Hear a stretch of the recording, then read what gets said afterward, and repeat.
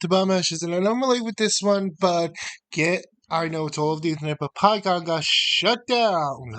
It was sold to Valnet. Um, this is well, not a surprising breakthrough because all these sites were just propped up and held up by non-gamers. You know, people who don't play games or aren't like how should their first interest when coming into the magazine is not to promote the games and talk about games. It's promote about politics and to promote sort of slop that the gaming industry is essentially putting out because they're also like the access media, which essentially it's kind of messy the way it works. Is essentially you don't get early access if you say something about the company, and it's nothing new because now like other companies are doing this, but instead of moving away from the journalists, they're going to people like the gamers and YouTubers, and all that. Like EA did this first with EA Network, and if you say like anything bad about EA or their game or like criticize it, they will kick you the fuck out. They did this with one person who essentially got a beef with Plumbella, and I think nothing against Pumbella. It was more of a easy excuse for EA to get rid of that person because it looks bad when one of the people in sort of your partner network is criticizing your product. And also, DC Universe is doing the same thing too. They're sort of having a special streaming program, and I think I'll be honest, if when it comes to sort of being streamers and all that, I think that's sort of the future because Enzo is even doing that. They're giving people pins, keyboards, PCs to talk good about their game. It's like it's nothing new. So it's just, part of the deal, I guess. You got to be really, prudent with the information. But, anyways, so Polygon is shutting down and it got sold to Valnet, and this is what they own. They own, and this is according to the site, if you go on valnet.com/in gaming this is what they own. Gamerman, The Gamer, Spectra Life, DualShockers, Hardcore Gamer, and Open Critic. And now to have the portfolio Polygon. This is nothing new. A lot of sites like were being held up by venture capital, and a lot of gamers considered them untrustworthy. And that's why they're going to consolidate at the end of the day and probably kick people overboard. I mean, it's just the way it is.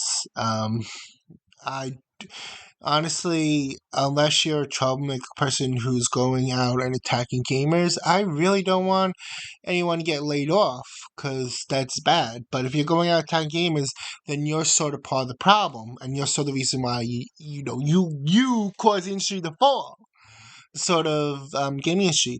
Granted, I think YouTubers were also taking the pie and this podcasters, but I think I'll be honest, I think they could have had niche audience if they didn't trash their sort of current gamers, like saying gamers are toxic, gamers are this, gamers are that, and it's like, okay, you know okay, then I guess we're toxic. I don't know what to tell you, we'll just take our money elsewhere. And I think that's what happened. A lot of people going to different places to get the gaming news, especially when you get people who are cracktivists who essentially do activism like it's freaking crack or cocaine.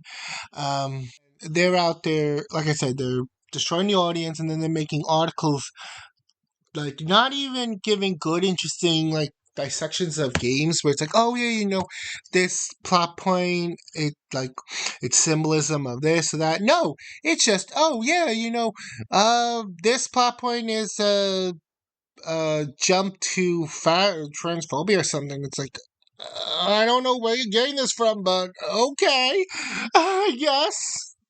Or this character is transcoded, and it's like, I realize there's sometimes where I could just I see it, but like 99% of the times it's no, no, thank you.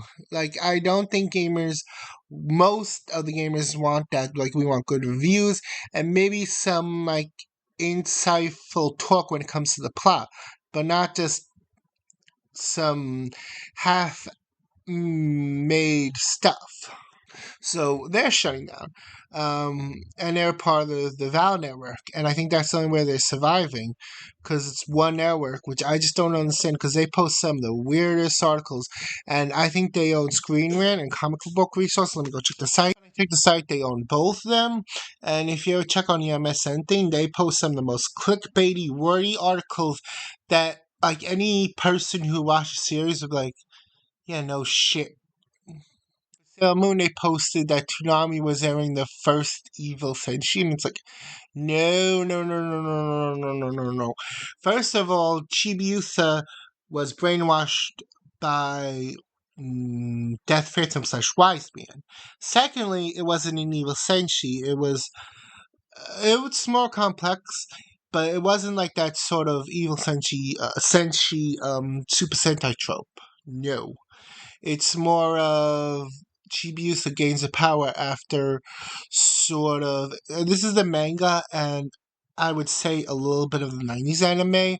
Is sort of after that whole ordeal of realizing that she fucked up and she has to take consequences for action. Because in the manga, Sailor Pluto dies in order to stop um, Prince Demando from putting the two Silver Moon crystals and destroying the eternity of life. And Chibiusa realizes that realizes while she was in that form that she messed up. But in a sort of 90s anime, Sailor Moon and Tuxedo Mask, Yusaki and Momoro go in and save her, even though it's a risk to their lives, and she realizes that, and becomes Chibiusa, and sort of helps them at the end of the day defeat the Death Phantom.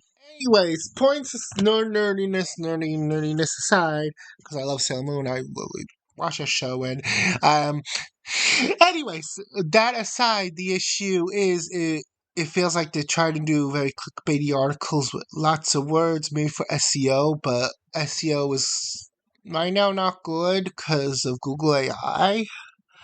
I mean, I'll be honest, I even still try SEO, you don't know, but I do not try it in the title because that's just like, it's just a wordy mess.